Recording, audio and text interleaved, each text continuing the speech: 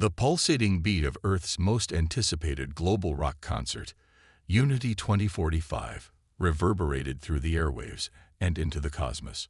Unbeknownst to the billions of humans celebrating their species' resilience in the face of climate change and political turmoil, their thunderous music was about to catch the attention of someone else entirely. Aboard the Galactic Council's long-range detection vessel, the Zenith, Lieutenant Sixleria of the Arcturian race jolted upright in her chair. Her tentacles whipped around in excitement as she called out to her superior, "Captain, I'm detecting an anomalous signal from Sector 8721. Captain Vorn, a towering insectoid Thraxian, clicked his mandibles thoughtfully. "Another gravitational echo, Lieutenant." "Negative, sir," Zixlaria replied, her bioluminescent skin flickering with anticipation. It's music." The bridge of the Zenith fell silent as the strange signals filled their audio sensors. Rhythmic pulses, harmonic frequencies, and a cacophony of sounds unlike anything they'd encountered in their centuries of space exploration. "Isolate the source," Captain Vorn ordered, his compound eyes fixed on the holographic display. Within moments, a small blue-green planet appeared before them, third from its yellow star.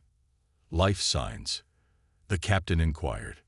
"Billions, sir," Zixlaria reported, her voice trembling. "And they're broadcasting this signal globally. It's some kind of celebration." Captain Vorn's antennae twitched with excitement. "Send word to the Council immediately. We may have just discovered a Class 7 civilization." As the Zenith's faster-than-light communications array sprang to life, humanity remained blissfully unaware of the monumental shift about to rock their world. 12 hours later, as the Unity 2045 concert reached its crescendo, the sky above the main stage in Times Square, New York, shimmered with an otherworldly light. The music faltered as the lead singer of Cosmic Decay, a pink-haired woman named Zora, stared open-mouthed at the spectacle unfolding above. A massive hologram materialized, depicting a diverse array of alien beings seated around a crescent-shaped table. At the center, a radiant, ethereal creature spoke, its words instantaneously translated into every language on Earth. "People of Earth," the being's melodious voice resonated, "I am High Counselor Elorian of the Galactic Confederation. We come in peace and extend an invitation to join our interstellar community." The crowd's initial shock gave way to a deafening roar of excitement. Zara, seizing the historic moment, strummed a power chord on her guitar. The alien delegation visibly startled at the sudden noise, then tilted their heads in curiosity. "Hey, space dudes," Zara shouted, her voice carried by the concert's sound system. "How about we show you how we party on Earth?" What followed was unprecedented in galactic history. The Unity 2045 concert transformed into humanity's first intergalactic cultural exchange. Holographic aliens danced awkwardly to Earth's music, while humans cheered and waved at their new cosmic neighbors. In the days that followed, Earth's government scrambled to establish official diplomatic channels with the Galactic Confederation. The United Nations hurriedly convened a special assembly to elect an interim human representative for the impending negotiations. Dr. Amelia Chen, a renowned xenoanthropologist, found herself thrust into the spotlight as Earth's chosen emissary. As she prepared for humanity's first official meeting with the Galactic Council, she couldn't shake a nagging feeling that something was amiss. "They're being too accommodating," she confided to her AI assistant, AI. "In every first contact scenario we've modeled, there's always an initial period of cautious observation. This feels rushed." AI's holographic form shimmered as she processed the information. "Perhaps their civilization is simply more advanced in diplomatic matters, Dr. Chen. However, I agree that prudence is advisable." Unbeknownst to Dr. Chen, her instincts were right on the mark. In the private chambers of the Galactic Council's orbital station, a heated debate was underway. "This is unprecedented," exclaimed Counselor Jorak, his crystalline form vibrating with agitation. A species this young shouldn't have developed faster than light communication, let alone the energy output we're detecting. High Counselor Ilorian's serene voice cut through the commotion. Which is precisely why we must bring them into the fold quickly. Their potential is immense, but raw. If we guide their development, the benefits to the Confederation could be astronomical. A serpentine being, Counselor Sistris, hissed softly. And if we don't, they could become a threat. I propose we limit their access to certain technologies. For the greater good, of course. The Council murmured in agreement, unaware that their carefully laid plans were about to collide with humanity's own hidden agenda. Back on Earth, in a top-secret facility deep beneath the Rocky Mountains, General Sarah Hawthorne stood before a group of the planet's most influential leaders. "Ladies and gentlemen," she began, her voice steady despite the weight of her words, "Operation Cosmic Masquerade is go. Our deep space sensors detected the alien vessel long before they found us. We've had years to prepare for this moment." She gestured to a holographic display showing intricate schematics of advanced spacecraft and weapons systems. Thanks to the reverse-engineered technology from the Roswell incident and subsequent contacts, we're not nearly as technologically inferior as they believe. However, it's crucial we maintain this facade of wide-eyed technological inferiority. The President of the United States leaned forward, her brow furrowed. "And you're certain this deception is necessary, General?" "Absolutely, Madam President," Hawthorne replied. "History has shown us time and again what happens when a technologically superior civilization encounters a seemingly inferior one. We're not about to let humanity become a footnote in galactic history." As the leaders of Earth debated their strategy, Dr. Amelia Chen boarded the shuttle that would take her to the Galactic Council's station. She marveled at the seemingly advanced alien technology, unaware that the human engineers back home had already developed systems that could rival, if not surpass, what she was seeing. The shuttle docked with the massive space station, a structure that dwarfed anything humanity had built in orbit.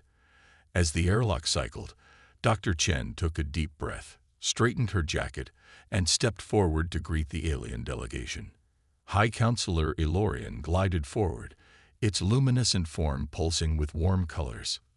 "Dr. Chen, welcome to Harmony Station. We are most pleased to receive Earth's emissary."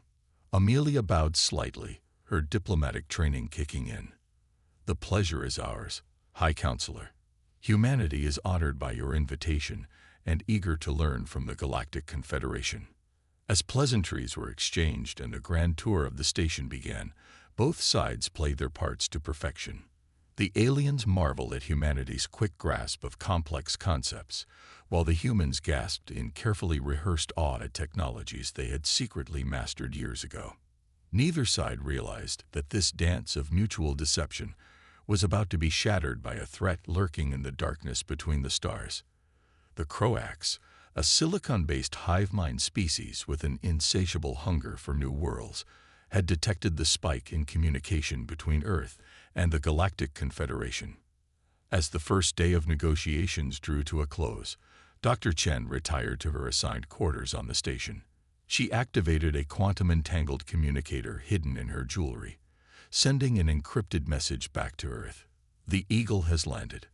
The nest is as expected. Proceed with Phase 2. Unbeknownst to both humanity and the Galactic Council, their elaborate game of cat and mouse was about to be disrupted. In the vast emptiness of space, a Croat scout ship adjusted its course, setting its sights on the unsuspecting Earth and its new alien allies. The stage was set for a cosmic drama that would test the limits of human ingenuity and forever alter the balance of power in the galaxy.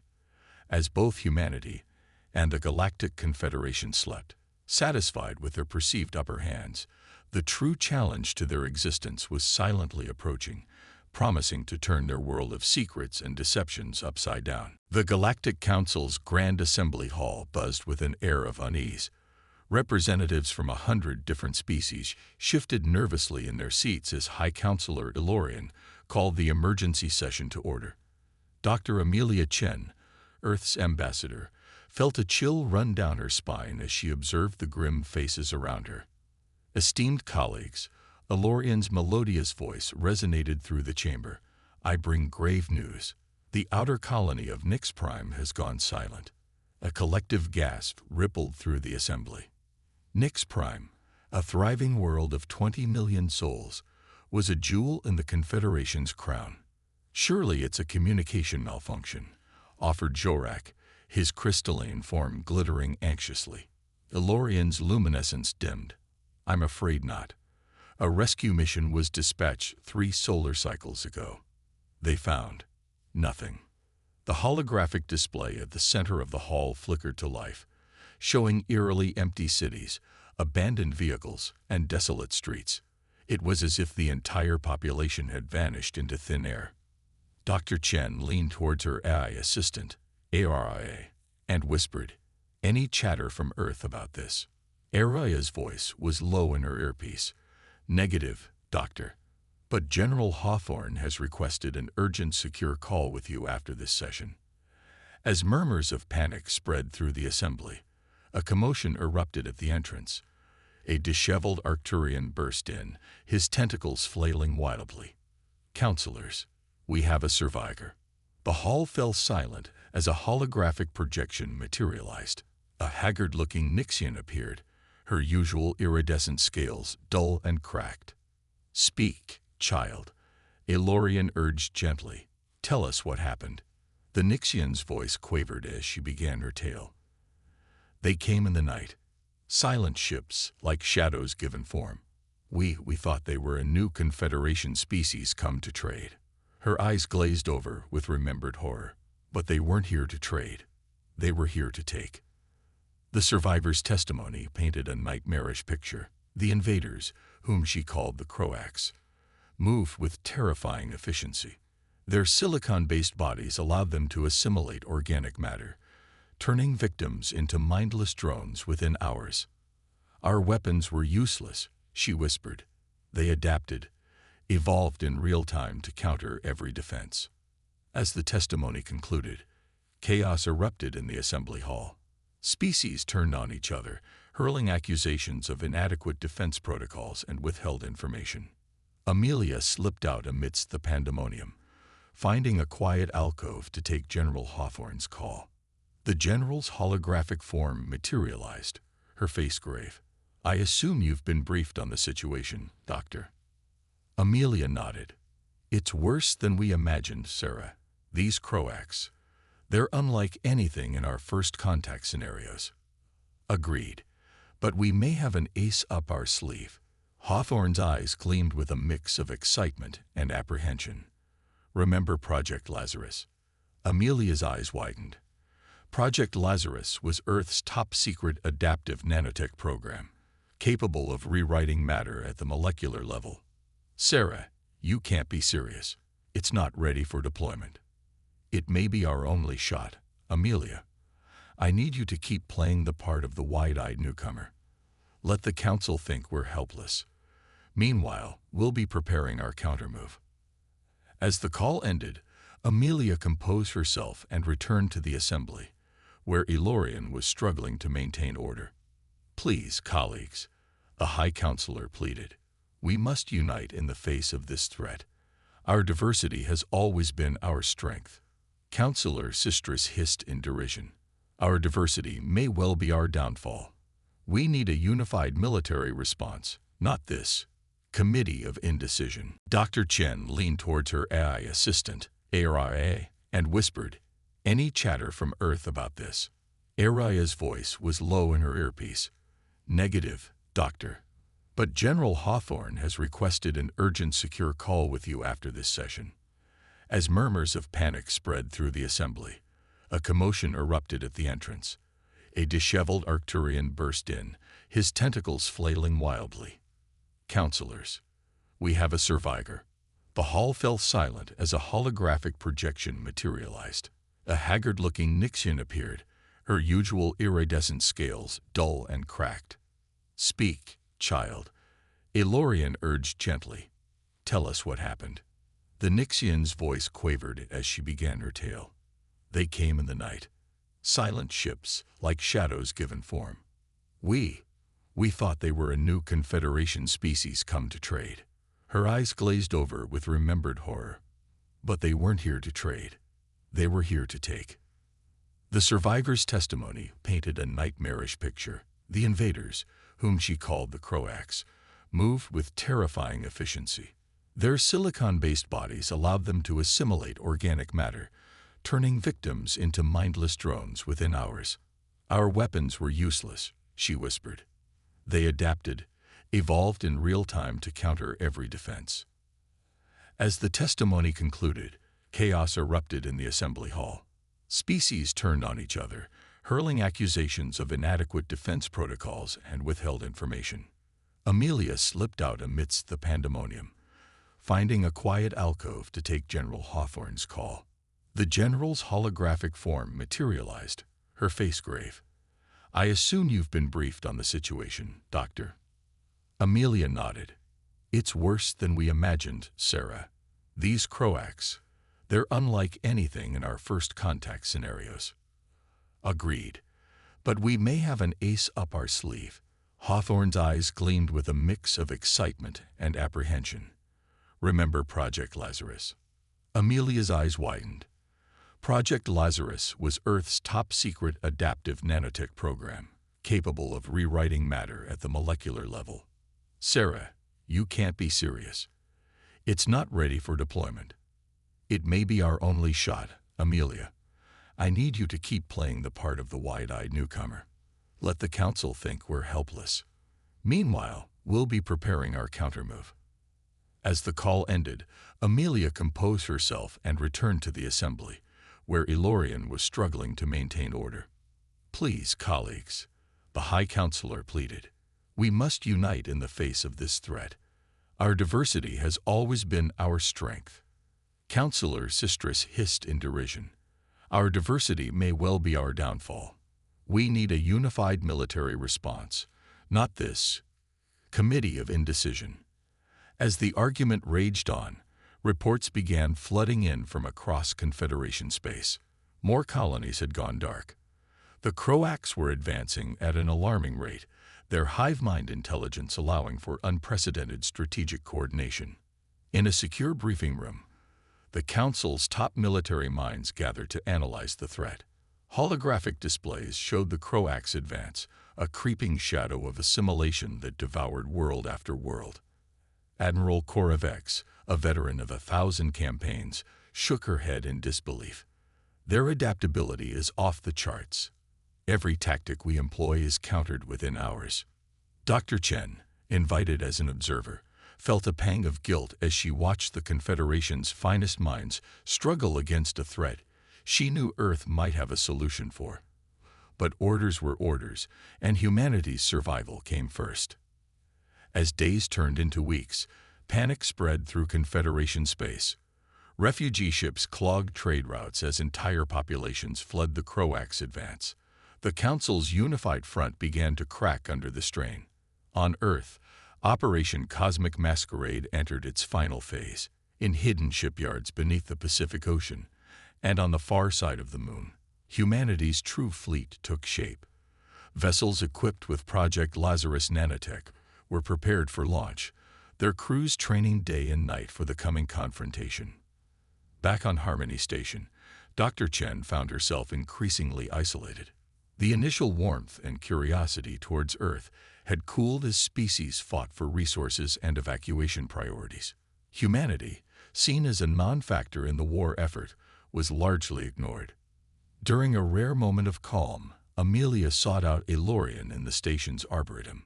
The High Counselor's usual radiance had dimmed considerably, the weight of the crisis evident in every movement. "High Counselor," Amelia began hesitantly, "I know Earth is new to the galactic stage, but surely there must be some way we can help." Elorian's form shimmered with a mix of gratitude and resignation. "Your offer is appreciated, Dr. Chen, but I fear this threat is beyond any of us. The Croaks, they are not merely invaders. They are a force of nature, reshaping the very fabric of our civilization." As if to punctuate Elorian's words, alarms blared throughout the station. The central holographic display flickered to life, showing a massive Croax fleet emerging from hyperspace at the edge of the system. The next hours were a blur of activity. As the Confederation's defensive fleet mobilized, Dr. Chen received an urgent, encrypted message from Earth. 2 words that would change everything. Lazarus Rising. As chaos engulfed Harmony Station, with species scrambling for escape pods and emergency protocols activating, Amelia made a decision that would alter the course of the war. Finding Elorian amidst the panic, she grabbed the High Counselor's arm. "There's something you need to know," she said, her voice steady despite the gravity of the moment. "Earth can help, but you need to trust me." Elorian's luminescence pulsed with surprise and a glimmer of hope. "What are you saying, Doctor?" "I'm saying," Amelia took a deep breath, "that we're not as helpless as we've led you to believe. And right now, that deception might just save us all." As Amelia began to explain, a new signal cut through the communication channels. A fleet of ships, unlike anything the Confederation had seen, dropped out of hyperspace between Harmony Station and the approaching Croax Armada.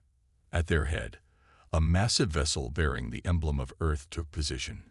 General Hawthorne's voice, clear and commanding, rang out across all frequencies.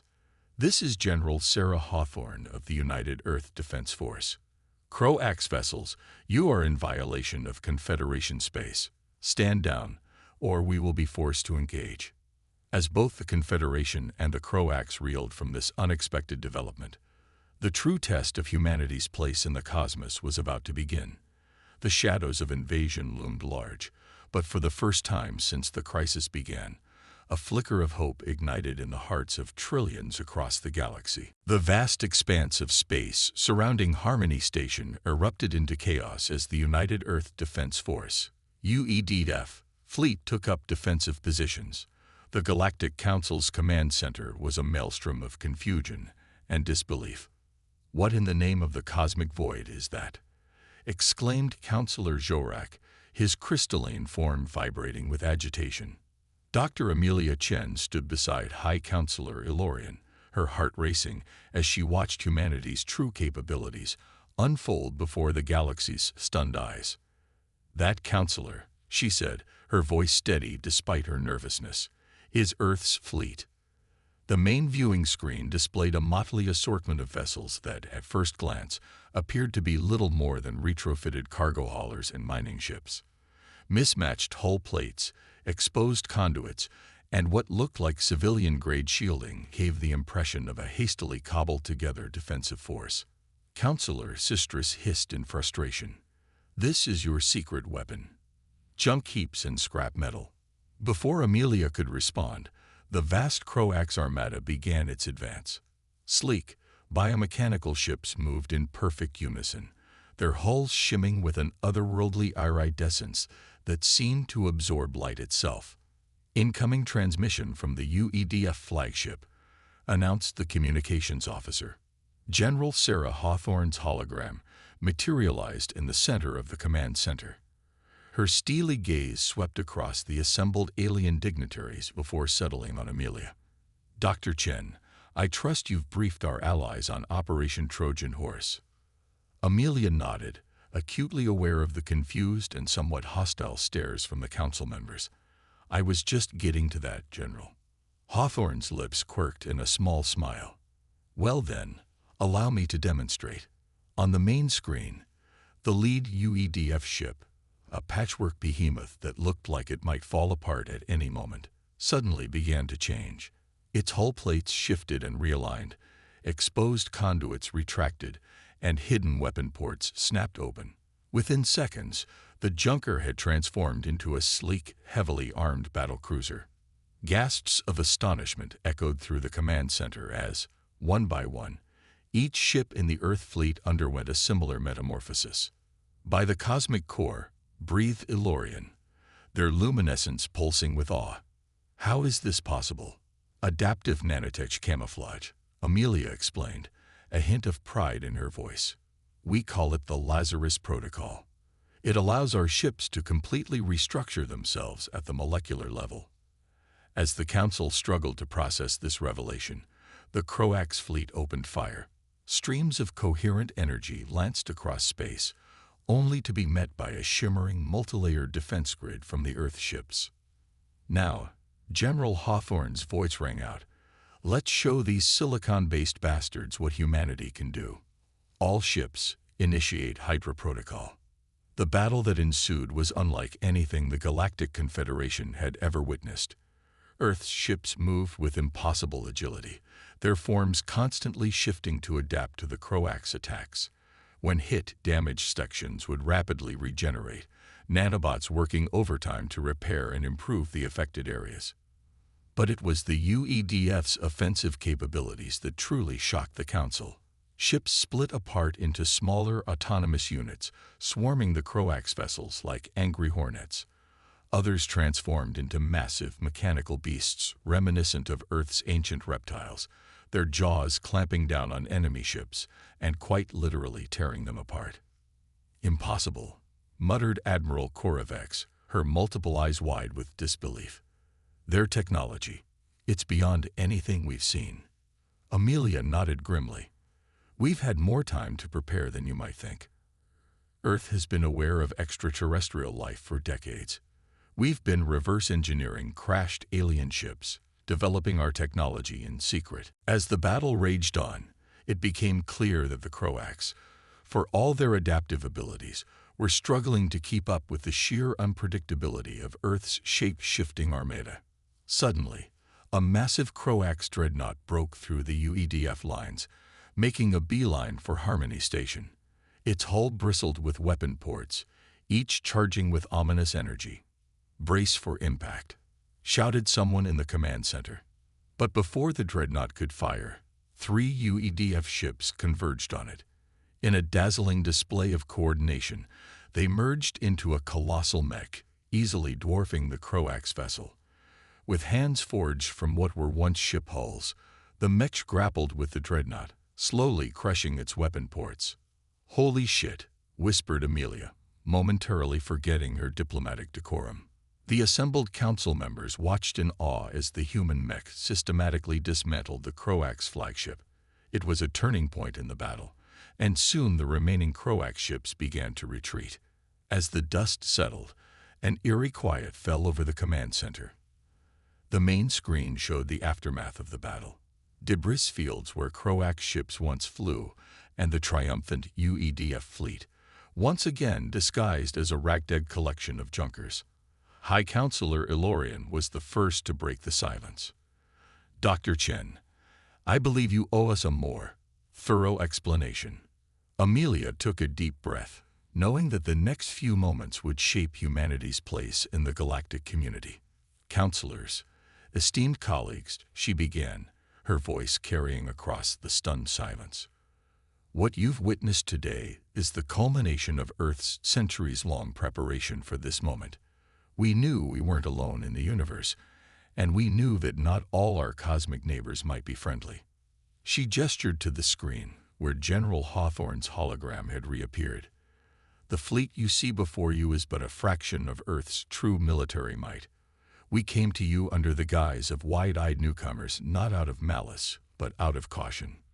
"Caution," spat Counselor Sistris. "You lied to us." "We protected ourselves," Hawthorne interjected, her tone brooking no argument. "Earth has a long history of more technologically advanced civilizations, subjugating those they deem inferior. We weren't about to let that happen to us on a galactic scale." Murmurs of understanding, mingled with lingering shock, rippled through the assembled aliens. Many of their own species had similar histories. Ilorian's form pulsed thoughtfully. "While I cannot condone the deception, I cannot deny its effectiveness. You've saved countless lives today." Amelia nodded gratefully. "Earth stands ready to join the Galactic Confederation as full and equal partners. Our technology, our strategies, our unique human perspective, all of it will be at the disposal of our new allies." As discussions broke out among the council members, weighing the implications of this new reality, alarms suddenly blared throughout the station. "Multiple hyperspace signatures detected," shouted the sensor officer. It's the Croax. They're back, and in greater numbers. The main screen flickered to life, showing a vast armada of Croax ships, far larger than the force they had just repelled. At their center was a massive construct, a living ship that pulsed with malevolent energy. General Hawthorne's face hardened. Looks like the real battle is just beginning. Dr. Chen, I suggest you convince your new friends to fight alongside us. We're going to need every ship, every weapon, and every ounce of that vaunted Galactic Confederation knowledge. As the council erupted into frantic activity, Amelia locked eyes with Ilorian. In that moment, an understanding passed between them. The deceptions of the past no longer mattered. Survival, for both humanity and the Confederation, depended on what they did next. The Trojan horse had been unleashed, but the war was far from over. As the Croax armada approached, the fate of the galaxy hung in the balance, with humanity poised to play a pivotal role in the cosmic drama unfolding before them. The massive view screen in Harmony Station's command center displayed a sight that chilled even the most battle-hardened veterans to their core. The Croax armada stretched as far as the eye could see, a writhing mass of biomechanical nightmares advancing inexorably toward them. Dr. Amelia Chen stood shoulder to shoulder with High Counselor Ilorian, their differences momentarily forgotten in the face of annihilation.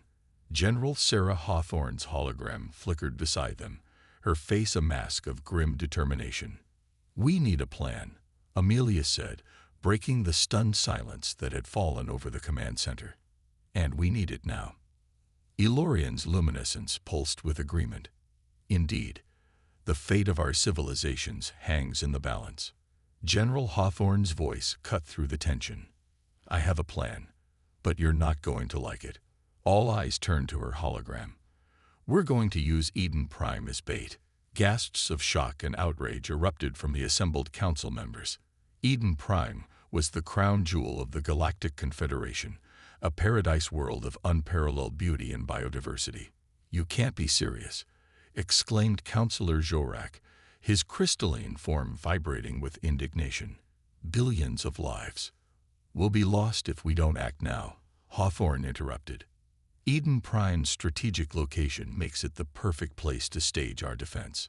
More importantly, it's where we can unleash the full potential of Earth's fleet." Amelia nodded, understanding dawning. "The Lazarus Protocol. You want to use Eden Prime's diverse ecosystems as a template." "Precisely," Hawthorne confirmed. "Our ships can adapt to mimic any form of life. Eden Prime gives us an entire planet's worth of inspiration." High Counselor Ilorian raised a hand, silencing the murmurs of protest. "Explain your strategy, General. We're listening." As Hawthorne outlined her audacious plan, the combined forces of Earth and the Galactic Confederation raced to Eden Prime. The lush blue-green world loomed large in the viewports as ships from 100 different species took up defensive positions. In the heart of the UEDF fleet, the flagship Gaia's Wrath began to glow with an eerie light. Nanobots swarmed across its hull, reshaping and reforming the massive vessel. "All ships, initiate Lazarus Protocol."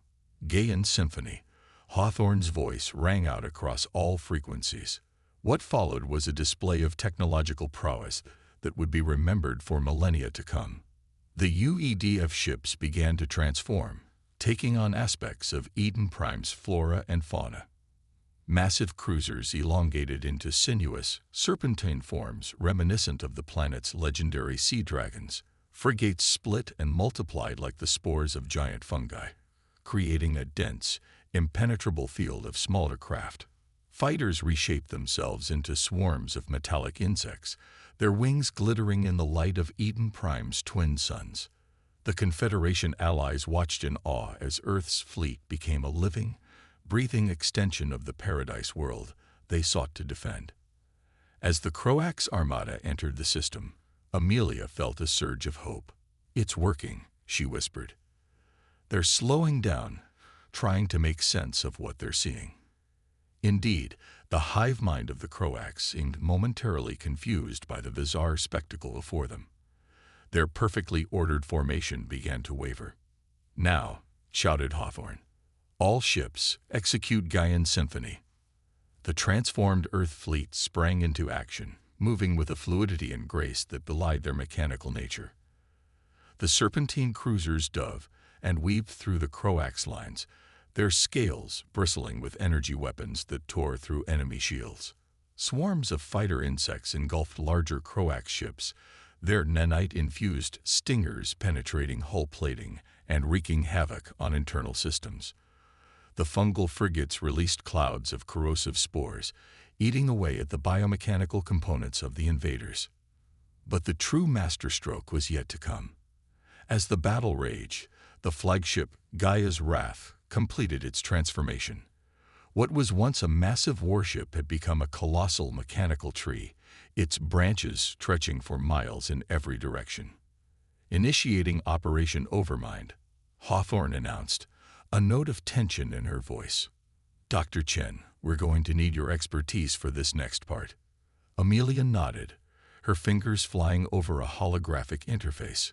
Quantum entanglement matrix online, preparing to broadcast.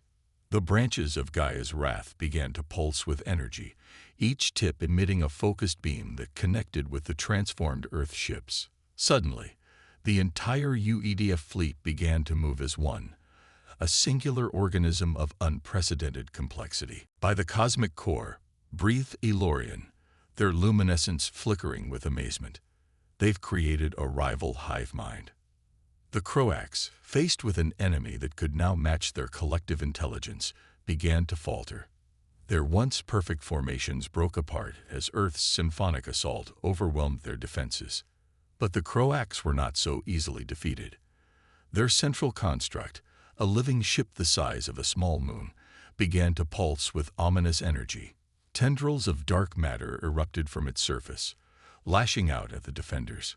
"Gravitational anomalies detected," shouted a sensor officer. "They're trying to tear apart the very fabric of space-time." Amelia felt her stomach lurch as reality itself seemed to warp around them. Ships from both sides were caught in the gravitational maelstrom, crushed or torn apart by forces beyond comprehension. "We need to take out that construct." Hawthorne's voice was strained. "But our weapons can't penetrate its defenses." In that moment of crisis, an unlikely voice spoke up. Counselor Sistris, the serpentine being who had been one of humanity's harshest critics, slithered forward. "Perhaps," they hissed, "it is time for the Confederation to unveil some secrets of its own." Their eyes locked with Amelia's. "Your people are not the only ones with hidden strengths, Dr. Chen." With a series of complex gestures, Sistris activated a hidden console. Suddenly, a new fleet of ships shimmered into existence around Eden Prime. Sleek, organic-looking vessels that seemed to be made of pure energy. "The Lumina," gasped Elorian. "Our most closely guarded secret. A race of energy beings who agreed to aid us only in our darkest hour." The Lumina ships streaked toward the Croax construct, their very essence seeming to counteract the dark matter assault. As they engaged the massive enemy vessel, Hawthorne saw their opportunity. "All ships, converge on the construct. Concentrate all fire on the coordinates the Lumina are targeting." The combined might of Earth's transformed fleet, the Confederation allies, and the mysterious Lumina poured into a single focused assault. The Croax construct writhed and pulsed, its defenses finally buckling under the onslaught. With a silent scream that resonated through subspace, the massive ship imploded, taking the significant portion of the Croax fleet with it. The remaining enemy vessels, suddenly cut off from their central intelligence, fell into disarray. As the dust settled and the survivors regrouped, an eerie calm fell over the battlefield. The space around Eden Prime was littered with debris from both sides, a grim testament to the cost of victory. Amelia let out a breath she didn't realize she'd been holding. "We did it," she said, her voice barely above a whisper. "We actually did it." Hawthorne's hologram nodded, a mixture of relief and weariness on her face. "We won the battle, Dr. Chen. But something tells me the war is far from over."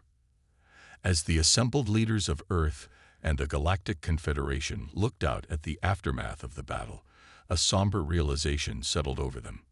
They had glimpsed the true face of the enemy, and the road ahead would be long and fraught with peril. But they had also discovered new strengths in each other, forged alliances in the heat of combat that would reshape the very nature of galactic politics. As the first rays of Eden Prime's suns broke through the debris field, illuminating the battered but unbroken fleets, a new era of cooperation and mutual respect dawned for all spacefaring civilizations. The symphony of chaos had played its final note, but the echoes of this battle would resonate across the cosmos for generations to come. The Grand Assembly Hall of Harmony Station hummed with a nervous energy unlike anything seen in its centuries-long history. Representatives from every corner of the Galactic Confederation gathered, their usual pomp and ceremony replaced by a shared sense of urgency and purpose.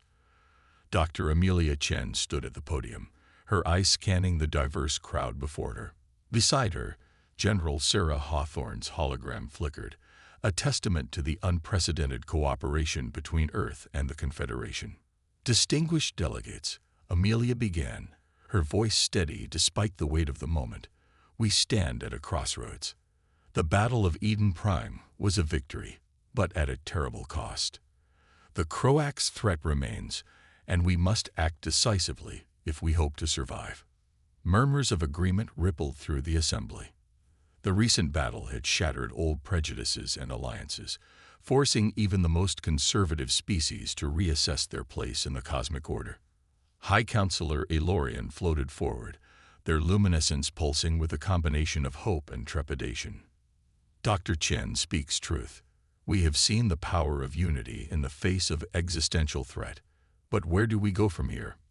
General Hawthorne's hologram straightened, her eyes blazing with determination.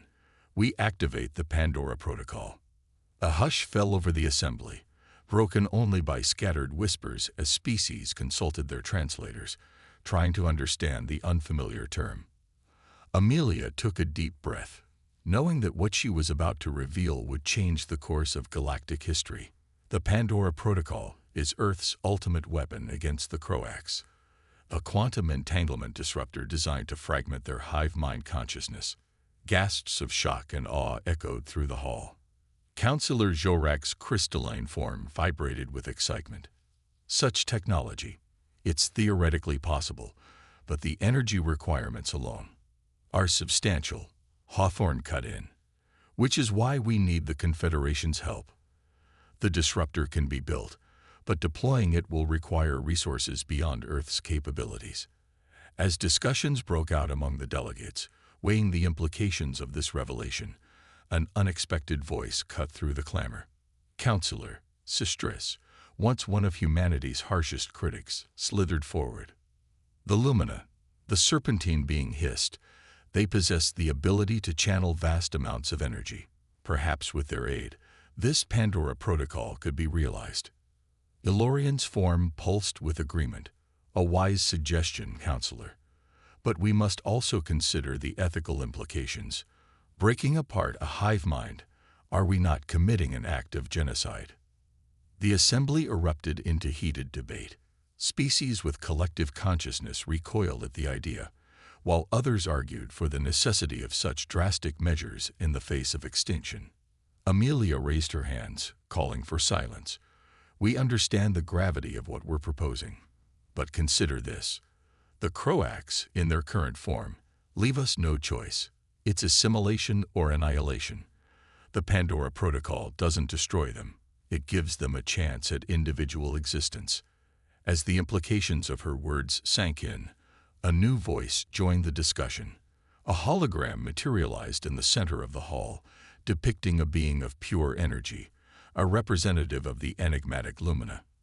We have observed your struggles. The Lumina spoke, its voice a harmonic resonance that touched the minds of all present. Your species, so different, yet united in the face of adversity. We will lend our power to this endeavor, but with a condition. All eyes turned to the glowing figure. Amelia leaned forward, her heart racing. Name it. The Croax must be given a choice, the Lumina declared. We will not participate in an act of forced evolution. They must be offered the opportunity to accept individual consciousness willingly. A buzz of conversation filled the hall as delegates debated this unexpected stipulation. General Hawthorne's hologram flickered as she conferred with her staff back on Earth. Finally, Amelia nodded. "We accept your condition. But how can we communicate this choice to a hive mind bent on our destruction?" The luminous form shimmered. "Leave that to us. We can establish a quantum link with the Croax consciousness, presenting them with the choice in a way they can comprehend." With the path forward agreed upon, the assembly moved into action with unprecedented speed. The combined scientific minds of Earth and the Confederation worked tirelessly to construct the quantum entanglement disruptor, while the Lumina prepared for their crucial role in the plan. Weeks passed in a blur of activity. The Croax, still reeling from their defeat at Eden Prime, had retreated to the edges of known space. But intelligence reports suggested they were regrouping, preparing for a final, all-out assault on the heart of the Confederation. As the day of reckoning approached, Amelia found herself standing on the observation deck of Harmony Station, gazing out at the vast fleet assembled before her. Ships of every size and shape, representing hundreds of species, stood ready for what could be their final battle. General Hawthorne joined her, the hologram's eyes reflecting the same mix of determination and apprehension that Amelia felt. "Quite a sight, isn't it?" the general mused. "A month ago, half these species wouldn't even talk to each other. Now look at them." Amelia nodded, a small smile playing on her lips. "I suppose there's nothing like a common enemy to bring people together." Their moment of reflection was interrupted by a station-wide alert. The Croax had been detected, their massive fleet dropping out of faster-than-light travel at the edge of the system. In the command center, organized chaos reigned as final preparations were made. The quantum entanglement disruptor, a massive construct that dwarfed even the largest battleships, hummed to life. Streams of energy from the Lumina ships converged on it, charging its intricate systems. High Counselor Ilorian's voice rang out across all frequencies. "This is our moment, united peoples of the galaxy. Stand fast, hold the line, and may the cosmic forces be with us all." As the Croax fleet advanced, the Lumina representative stepped forward. Its energy form pulsed and shifted, reaching out across the vast distances of space to touch the alien hive mind. For a moment that seemed to stretch into eternity, nothing happened. The two vast armadas hung in space, poised on the brink of annihilation. Then suddenly, the Croax fleet faltered. Their perfect formation wavered, ships drifting out of alignment as confusion rippled through their collective consciousness. "Now," shouted Hawthorne, "activate the Pandora Protocol." Amelia's fingers flew over the control panel, initiating the sequence they had rehearsed countless times. The quantum entanglement disruptor flared to life, its energy beam lancing out to envelop the Croax fleet. What followed defied description. The very fabric of space-time seemed to ripple and twist as the beam did its work. Croax ships writhed and pulsed, their biomechanical forms shifting as the hive mind that controlled them was gently, inexorably pulled apart. Hours passed in tense silence as the combined fleet of Earth and the Confederation watched and waited. Slowly, almost imperceptibly at first, individual Croax ships began to break away from the main fleet. "We're receiving a transmission," announced a communications officer, disbelief evident in their voice. It's from the Croax, but it's not the hive mind. It's individuals." As the message played across the command center, tears of joy and relief flowed freely. The Croax, now freed from the overwhelming compulsion of their collective consciousness, were asking for peace. Amelia turned to Hawthorne, her eyes shining. "We did it. We actually did it." The general nodded, a rare smile breaking through her usual stoic demeanor. "We gave them a choice, and they took it. Now the real work begins." As the assembled fleet began the monumental task of aiding the newly individualized Croax, Amelia couldn't help but feel a sense of awe at the paradigm shift they had just witnessed. The galaxy had changed irrevocably. old boundaries and prejudices swept away in the face of a shared triumph. The future was uncertain, filled with challenges and opportunities beyond imagination. But one thing was clear: humanity, once the newcomers to the galactic stage, had proven themselves to be not just equal partners, but pivotal players in shaping the destiny of all sentient beings. As Harmony Station's observation deck filled with cheering delegates from 100 worlds, Amelia Chen looked out at the stars and smiled. The next chapter in galactic history was about to be written, and Earth would be holding the pen.